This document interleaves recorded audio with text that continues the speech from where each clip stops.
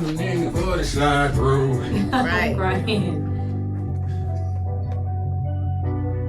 All right, we recording here. I'm gonna count you down. And 5, 4, 3, 2, 1. Yo, it's your girl Rock in the spot. Please don't make it hot. Y'all knew that already though. From New York to Atlanta, what happened? We're back on Rockland One Radio at the Plug Me In show, and I got a special guest with me. Tell them who you are, girl. Yo, it's your girl Boss Barbie. Make sure y'all tap in. Make sure y'all follow Boss Barbie on Instagram. It's at Boss Barbie 1, the number 1, Boss Barbie 1. Make sure y'all tap in with the queen. So first of all, I'm happy to have you here. Thanks for reaching out to me to come back. You know, we already met once, but I'm happy to have you again and conduct another interview. Because when we say Boss Barbie, like, it's just that. Like, y'all don't know who y'all in the building with right now. Right.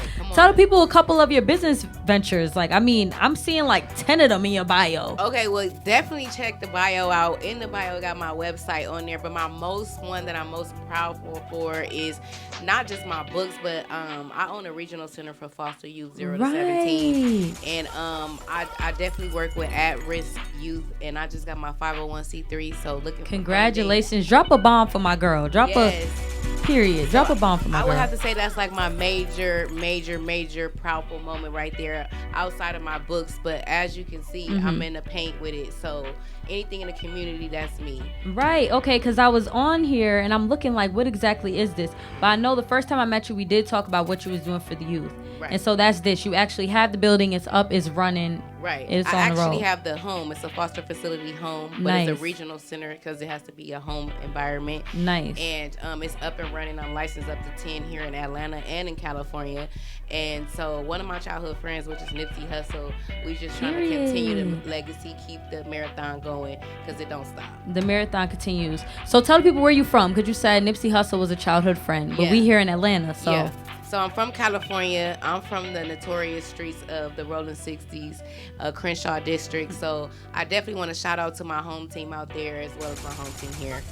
Period. Okay, so that's great work. And just for those at home that may not understand what she's saying is she's doing foster care for at-risk youth. Right? And so you're doing just girls or is boys and girls? I actually don't do no girls. No girls. At all. It's I've been doing this over 20 years and I've had all boys. I only do boys. All boys. And not even just that. I feel like the men are the ones that need the stronger background and someone like myself to be able to step up and step in. Because I feel like so many times black men just get sent out into the wilderness. You know what I'm saying? They moms just kick them out thinking it's cool, and then that just goes that way. But so tell us, let's also get into your books because we got a short amount of time and I want to make sure we squeeze in everything, right? When I first spoke with you, we were talking about a children's book, but I feel like I see an adult's book here too. Right. So Don't Judge a Book by Its Cover is my number 1 book out. It's in about 4 stores here in Georgia. But again, check me out on Instagram. Click my bio. You can be able to get all the links to order the books and stuff like that. It has all that information in there. But I would say that's one of the main books that everybody looks at that opened up a lot of doors for me because it talks about me being in foster care and how I was able to go into the system and overcome it and become my own boss through that. I love that. So my next question was actually going to be, at what age would you say you became officially a boss? You know what I'm saying? I think it comes from birth. You know, right? I knew you was going to say that. I don't think you just go out one day, I'm a boss. No, it's already in you. You just got to tap into it. So I guess a better question is, what age was your first business venture and what was the first one? I don't think I even had a choice, but I would have to say when I was younger, I was in elementary school and times was hard. So schools made you sell candy, right? Door to door. And what I did was I would sell candy door to door, and I wouldn't even take the candy back because we was hustling, because at the time we didn't even have food. You know, people didn't know that, but people bought more candy because of how I looked. My mom kept us real groomed. We was going to Marvin Avenue Elementary School, so we had to wear a uniform. So people would never think that I was hustling, you know? Right. But that was one of my first ventures, and that was one of the things that taught me you gotta hustle. Okay. And you're a spiritual woman, right? You're a woman of God. God Talk always to the come people first. about that. Talk to the people about So that. I'm a licensed evangelist. I own my church back home. Me and my pastor is called Concord Missionary Baptist Church. Can we get a bomb? What's going on with this girl? Yeah, it's on 9th and Jefferson. So if you guys ever in California, make sure you guys check us out. But definitely I own a church, and it's not even me that wanted to do it. It was actually me just helping, and then come to find out, me and my pastor is the only one that's on the church. So if anything happens to him, it goes to me, and both of our legacy is for the church to be there forever. That's amazing. So what's that process like running a church from here? How do you make sure it's always... Well, that's the thing. I wouldn't say that I run the church from here, because my pastor is definitely, he's the holding head. it down. So I've always been over the youth department. Okay. So even here, I'm still doing like prayers, word of the days, things like that. I make sure that I tap into my pastor, and then I also travel out there sometimes 2 to 3 times a month to actually teach the word of God. That's a lot. Yeah. But it's definitely good to spread that, right? So if you got one in California and one out here in Atlanta, that's 2 major markets, and you're able to just save more souls, if you will. So I think that's dope. Because God wants us to go out anyway. Yeah. So if you inside the building, you're not getting out, you're not doing the meat and the potatoes, what are you really doing? Yeah. I love that. And how important is it, would you say, to like translate? Because I feel like I read my Bible, right? But the average black girl can't just dive into the Bible. It's a really hard read. You know what I'm saying? I feel like God could be a hard topic to those who are not tapped in. Like me, I feel like I have that gift of being able to connect with God and translate his word from the Bible to real life. You dig what I'm saying? Well, the Bible is only parables anyway. Right, it's stories exactly. that was made up so that we can get a better understanding of what God wants. So it's better for you to tap in with the big God himself and have that personal communication with him versus just going to the Bible not knowing what the what's going on. Because sometimes people don't have a new version of the Bible, so they don't really understand it. So the Bible also says, study to show thyself approved. So if you're able to go to the Bible and maybe go to an elder and speak to somebody about it and not have your own understanding, but be able to break it down and it be able to be corrected through your walk, that's what matters. Right, because I often catch myself trying to explain to my friends and family, like, you got to be able to correlate the word versus real life. Like, how does it translate in real life? You got to be able to know the signs of when God's talking to you.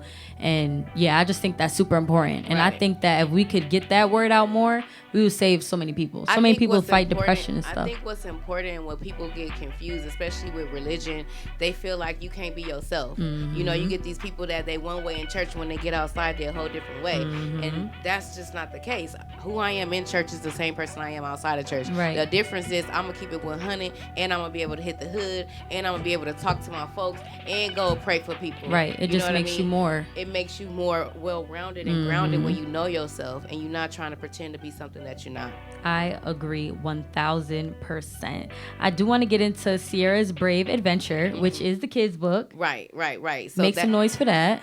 That book is basically, it's about the foster system, but it's in a it's compounded to a child version, and it teaches kids how to be able to get help from those around them, so that you can elevate and become more. Just because you're in a foster system doesn't mean that you can't be. So that whole segment is called Faith Not Fiction, and it's a series. So right now we have 2 books out, and I have about 4 more to go with that series. What's the first one in the series? That's it. Sierra's First Adventure. Sierra's Brave Adventure. And what's the second one? And let me give you the exact name. Is this? No, I don't think this. What's this? This a beauty brand? You got a skincare line too? I do have a skincare Girl, line. bye. I do Girl, have a skincare line. Because I'm like, wait a minute. Is this the other book or this something else? You gotta do what you gotta do. You can't be out here lacking. I admire you, and I know you got children too, because we talked about that before. Right, I have 3 adopted and 1 biological. I don't know how you do it. How do you juggle all of this stuff? You got to have a staff. I do have a staff. So back home I have one, and out here I do. So shout out to my manager, Ruben, and shout out to my personal assistants and my executive assistant, because it does take a team. It's a village, for real. So do you give in to the hype? I mean, obviously not, because you're doing all these things, but do you give in to the hype that, like, you need to focus on one and perfect one lane first before you just kind of going all over the place? I do actually perfect one thing, but at the same time, while I'm perfecting that one thing, I'm doing a million other things. Right. But I make sure that the most important one comes first. Right. Because business is always first, and everything else comes secondary. Because like rappers, they don't know how to rap, but as long as they handle their business, they go into the top. Exactly. I agree with that 1,000%. So what would you say to the people that say like jack of all trades, master of none? I feel like you a master at all of them. I would say you have to be a jack of all trades to be able to master some. Right. Yeah. Hello. Period. I love that for you. So what would be, I guess, what's the number one thing we want to promote here tonight? Because we got a lot. I like the what did you call it?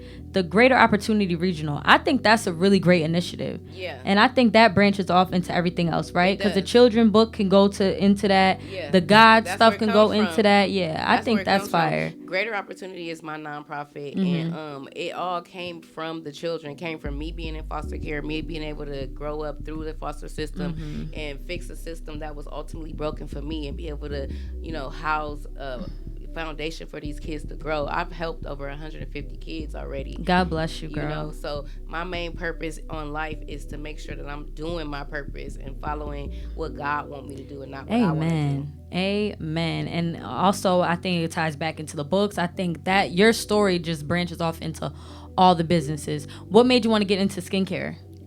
Because I was growing up, I had really good skin, and as I got older, I started having acne. So I'm like, what is this? And then my business partner, she actually had an amazing brand that I tried, and it was like crack, literally, like for your face. So then I was like, oh, I got to get some of this. So one day I was trying to contact her to get some more, and she saw like, my drive and me, what I do, and she was like, would you be interested in partnering?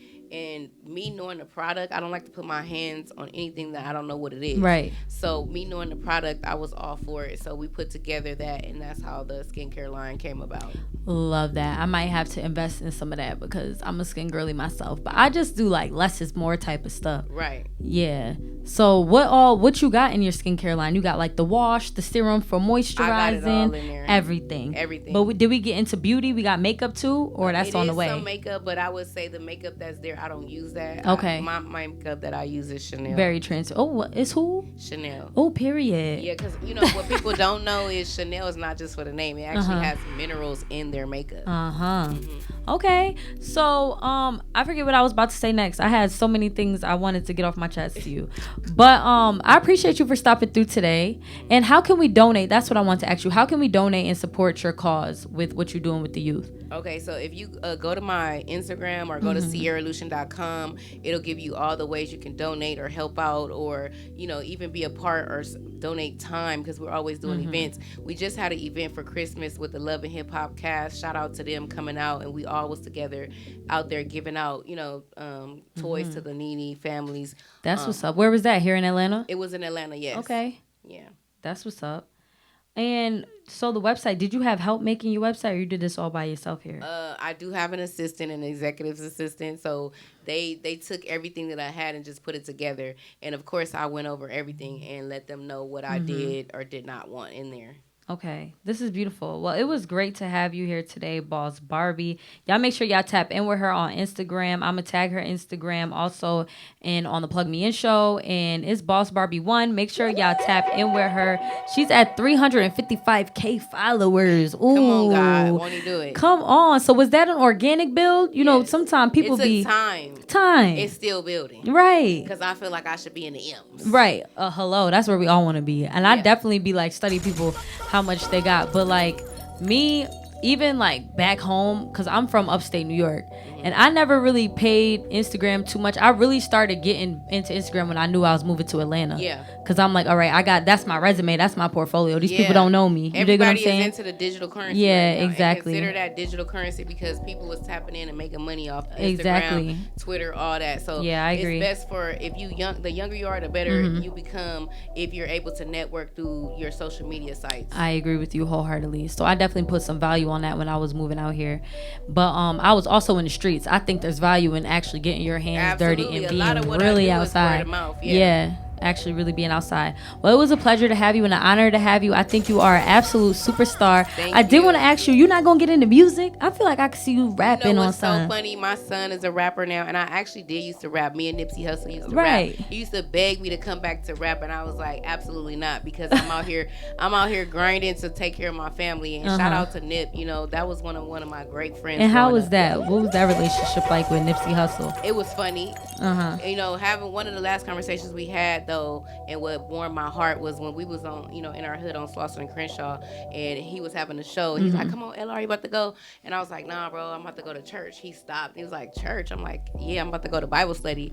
And he was like, "That's what's up. Pray for me." And I say, without a month's time, he was killed. Yeah, after that. Okay.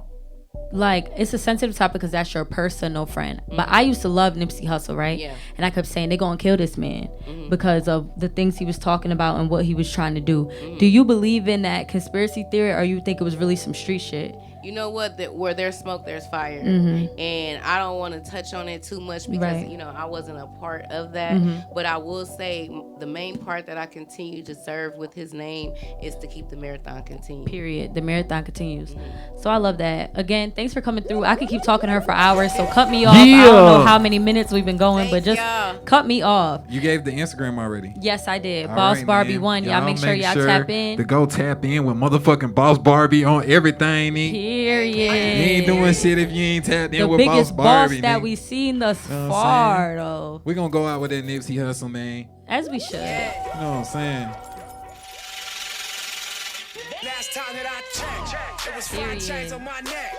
There was no smut on my rep. Last time that I checked, there was 7 zones in the set. Made a $250,000, no sweat. Last time that I checked, I'm the streets voice out west.